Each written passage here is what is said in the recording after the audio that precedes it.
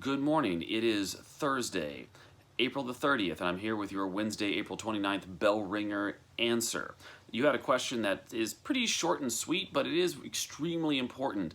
Migration, the movement of people, it gets into all sorts of different elements of human geography, and it's a really wonderful piece that could be turned into all kinds of great elements for an AP exam question. So let's get started.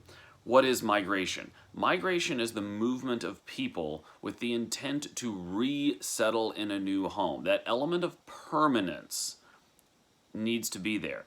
We're not visitors. We're not coming on vacation. We're not there for a business trip. We're there with the intent to establish a new home, a new residence, a new place to live. That idea of permanence is important. Visiting for a week or two, not migration. Okay. What causes it? Catalysts for migration are situations where your pushes and pulls, good vocab terms, combined to encourage you or incentivize you to move away from one place to a new destination. Pushes are always stronger than pulls, or I should say more accurately perceived than pulls. You know your current situation, you know what your current environment is like, you are uncertain as to what the future in a new place might be. All right, so examples of things that could be good pushes would be loss of a job, undesirable neighborhood, undesirable natural environment, such as climate. It's too hot, it's too cold, it's too rainy, something like that. Pulls could be things like a better paying job, the desire to be closer to family, the opportunity for a better education, moving to the United States to attend one of our post-secondary educational institutions. All right, what problems and opportunities does it present? This is an extremely broad question. All I'm hoping for you to do here is to start kind of throwing out ideas that could come from migration. Let's talk about some opportunities. Let's talk about the positives of migration. Countries that are destinations for migrants receive a new workforce, a new supply of usually young workers who oftentimes arrive and fill some of the lowest income earning jobs, allowing for things like manufacturing explosions or an industrial revolution. In fact, if you look at the United States Industrial Revolution, it corresponds with the arrival of large numbers of migrants who became the cheap labor force necessary to make industry really profitable. All right. You also have other opportunities for new cultural experiences.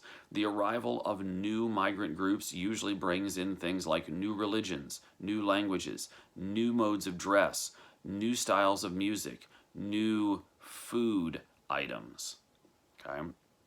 So realize that Americans right now are hooked on Mexican/Tex-Mex cuisine, and none of that's possible without Mexican migration to the United States. Americans didn't just pick that up out of nowhere. We borrowed that from a migrant group. So it's a new cultural trend. All right. What are some problems? Well, some of these things we just mentioned are also problems. Things like the arrival of your new migrant group could be a group that practices a different religion. The arrival of large numbers of Irish and German and Italian Catholics in the United States created religious turmoil and religious tension within the U.S., which had been a predominantly Protestant-dominated community. This continues today with new groups who are coming from South Asia, Southwest Asia, who might be Buddhist, Hindu, Muslim, and this is changing the dynamic of how American society functions. We usually assume a Christian-dominated culture. Not that everybody is a practicing religious member, but that we've talked in class before about the dominance of Christianity in so many elements in the United States. Okay, so what are some other problems?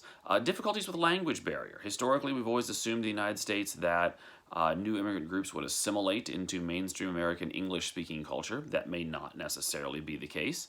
There's just the general day-to-day difficulty of needing to communicate with your employees, your boss, if they are from another country and English is not their first language, or if they don't speak English at all.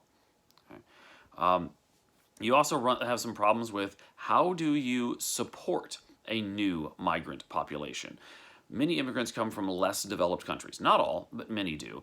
And many of them arrive in the United States without the job skills necessary to immediately get our best paying jobs, which means that they then may qualify for things like government assistance, or they may not have the most resources to help support themselves in their new environment. And this can become a financial burden on the state to try and support a new migrant population. So, all right, we're trying to get you to think out, to really stretch your ability to take a term like migration and understand what it can mean. Now, migration can also mean movement within the country. So you can talk about people moving from the north to the south, from the east to the west, and how this could change the political climate within an area. A whole bunch of New Yorkers moving down in the 1950s to southern Florida and really changing the makeup of southern Floridians. Then you throw in with southern Florida a mix of Caribbean individuals, and you have a really interesting political, cultural, and social mix. All right. So I'm really looking forward to seeing as many of you as possible tomorrow on our Google Meet at noon. I'll be going over information about the AP exam, talking about how grades are going to work for fourth quarter in the semester, talking about how we're going to do makeup assignments, all of those sorts of things. I hope you have a really good day. Hope you stay safe. I'm looking forward to seeing you again tomorrow.